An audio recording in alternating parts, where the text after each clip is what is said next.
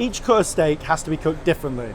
Today I'm going to show you the best temperature to cook every different steak. These are techniques I learned in a 2 Michelin star kitchen, and I'm going to show you how to do them today. Prime rib, picanha, I've got a rolled rump here, we've got T-bone, sirloin on the bone, and a basic beautiful fillet steak. This represents the way that we're going to cook them from high to low.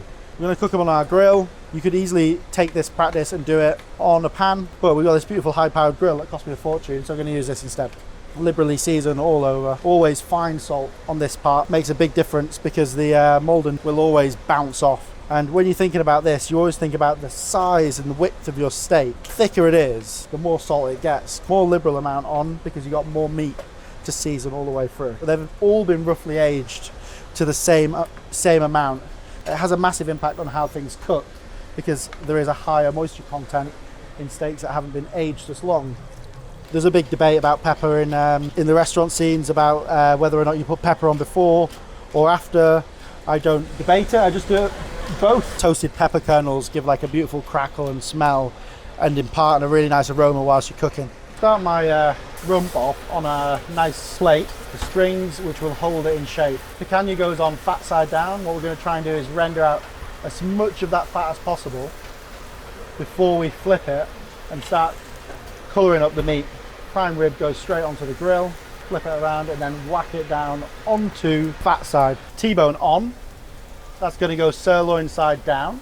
Sirloin on the bone on, fat side down, and then our fillet goes on as well. It just gets really flamey with all that beef fat on there, so we're starting the steaks off just by rendering out that fat cap. If it's too flamey, it's too much of an intense flavour. So you want a gentle flame to cook the steaks. And we want a golden crust on the fat, not too dark. So you can see there, this one on the plancha is grilling up really nicely. Rolled rump, basically no fat protecting it from the outside. However, a rump does an inordinate amount of work as a muscle. So ideally, the higher the amount of work the muscle's doing, the higher the temperature you want to take it. Now we had some comments in our last steak video about temperatures. Ours seem to be a little bit lower than other people's. All I can say is I've ran restaurants for a while. Very rarely do people send my meat back. I always prefer to go lower rather than higher because I always think it's easier to push it on rather than the other way around. And we use exceptionally good dry aged meat, which in my opinion tastes better, a little bit rarer than a bit higher. I think there might be a bit of disparity between the UK and America in how we call our temperatures. But if you're over here, at Fallow or Row, come and try for yourself and see if our temperatures are right or not. Once I'm happy with my sear, I'm just going to move them over, start them cooking onto the fire. Our rolled rump has a beautiful colour all the way around it. It's got a nice roast because it can handle a good roast, but nothing too crazy. I've not got a huge Maillard reaction on my fillet because it's a much more delicate bit of meat and I really don't want to get a grey line on it. Rump roast and picanha come from the same area of the animal. They're both from the rump of the animal. The picanha sits on top, and this is the centre cut from the rump. So this is typically what we use in the UK for something like a Sunday roast. A rump has a reputation of being very tough. However, it can be super tender if you cook it perfectly and cook it a little bit differently. The picanha is the very top of the rump. Definitely better to cook this one to medium rather than medium rare or rare because it can seem and appear chewy. I've got a perfect roast all over on my rump steak. With the picanha, what I'm trying to do is render out this huge fat cap, which will in turn slowly work through this piece of sinew on the bottom whilst protecting the meat on the other side. Fillet. So picanha, my fat is beautifully rendered out, it's nice and golden. I've got a nice colour on there, but it's not too crazy because that'll make it quite tough. And then I'm just going to keep that up here and they're going to go into the oven first. Sirloin steaks comes obviously from the top of the animal, whereas our ribeye has got lots of interconnecting muscular fat. Sirloin is different. It's very lean, but it does have a nice marbling of fat. Now sirloin for me is best cooked always to 48 degrees. And the way that we're achieving this now on the grill is rendering out that fat nicely because I've got a bone here that runs up along the sirloin and the bone. And now I'm getting a really beautiful sear on both sides of the meat. Now T-bone is exactly the same principle. However, you need to be much more careful because you have a fillet attached to this side. So this one, the fillet has been removed, as you can see, This one, the fillet's still there. Now, T-bone is so good, but it always does pose the problem of how do I get my meat perfectly cooked on both sides when a fillet's best served rare, in my opinion, and a sirloin is best served medium rare. This is a technique of how to do it. Whereas the sirloin, I'm just searing off the fat and then adding layers of colour and flavour to it. T-bone, I'm going to cook a lot more on one side on the fat cap, leaving this fillet up in the air. Turn our attention to the ribeye, prime rib, which is, to be honest, my favourite cut for steaks. This is a different beast, and there's lots of different muscle groups that go into a ribeye.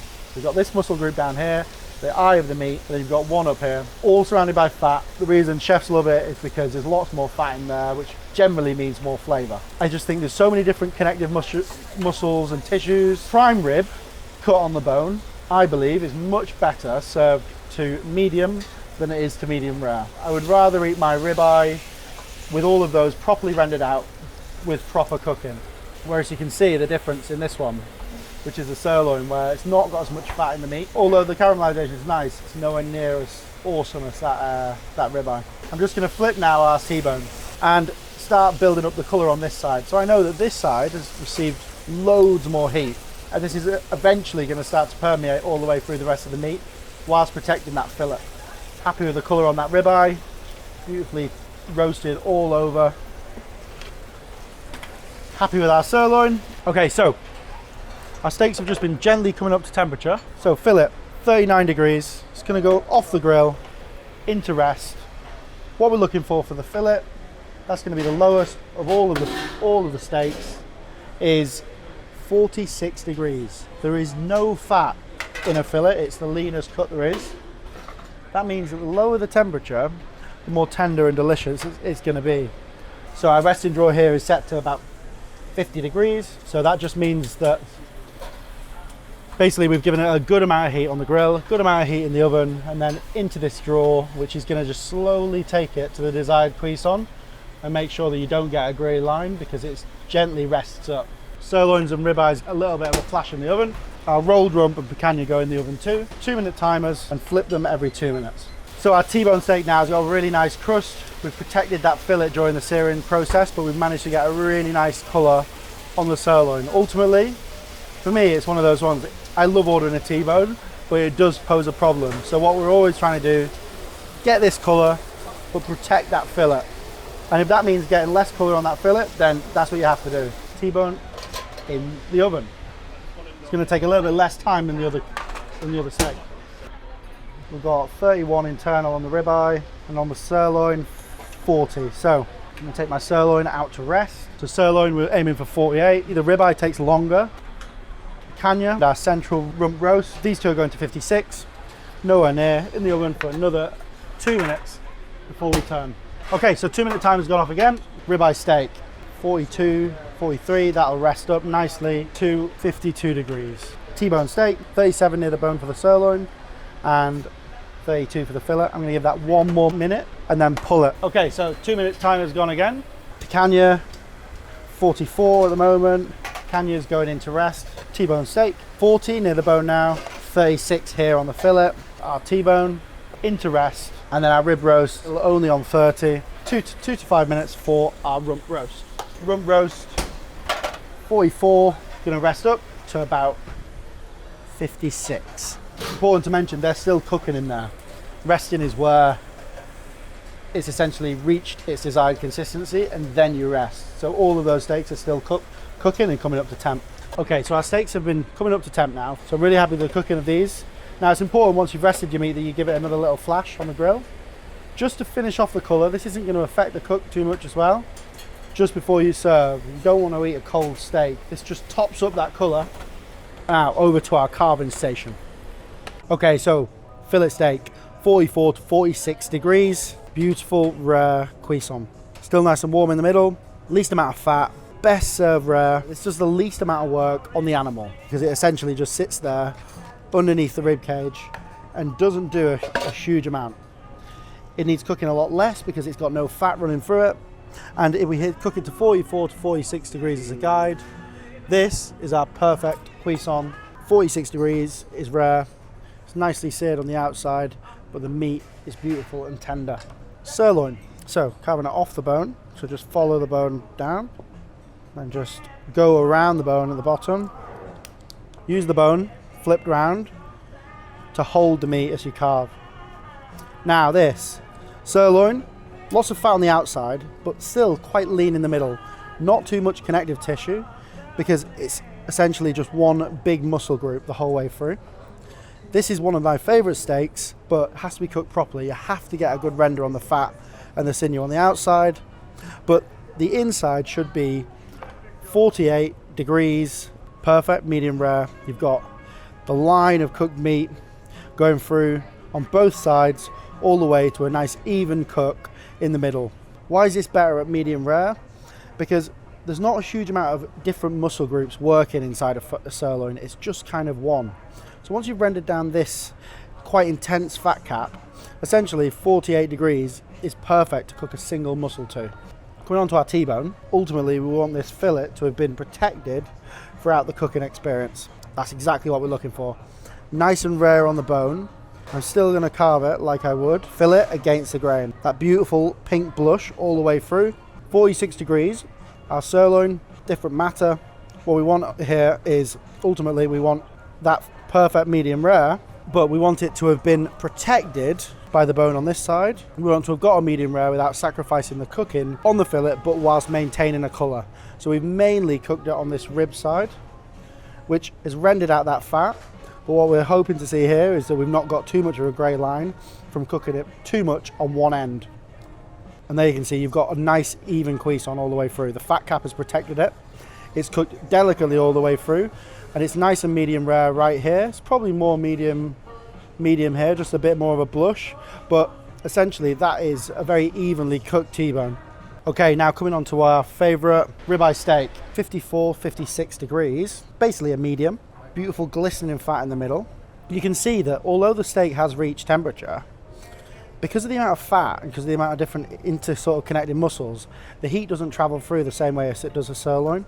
So some parts of it get cooked quicker, whereas some parts of it are more protected by the fat. If you pull out this center muscle, what you can see is this part of the section of the thing is definitely medium, whereas I would say that this is just over medium rare, which means that if you're cooking it nice and evenly, you'll get a beautiful rounded eating experience, and everything, all this the fat, all this connective collagen has time to break down. So take your steak slightly higher than a medium rare, and it has a profound impact on the flavour of the meat. Picanha, you can see just a tiny bit more resting juice on the tray there because it has rested at a higher temperature, which means that some more of the juice will have escaped. Now this is more of a medium, but proper medium, 56, and this is because it's not got the layer of fat running through the meat as you would have with a ribeye. You get this really beautiful even cook all the way through the picanha. Now this is a beautiful steak, it's so good, but because of where it is on the animal, it does a lot more work. It's a completely different texture, and for it to be enjoyed properly, it needs to be more heat to break down those fibers more and more. And then finally, our rump, just take off these bands, which have held it really nicely in place. Does a hell of a lot of movement and a hell of a lot of work, like the picanha. So we've taken it slightly higher to a nice medium, so that basically that fiber is broken down slightly, and we're looking for a nice even cook all the way through. Now this is perfect for, like, to be honest, this is the perfect cut for a Sunday roast, but it's also a delicious steak as it is. And just having that medium cook all the way through means that the connective tissue, if it wasn't cooked to medium, would be chewy. Whereas here, I've got that perfect cuisson all the way through. It's that beautiful medium all the way through the meat, and that is going to give you a beautiful eating experience, much better than if it was rare or to be honest, even medium rare. Fundamentally, when I go to a restaurant and they ask, how would you like your steak cooked? Typically, I'm happy for the chef to recommend it.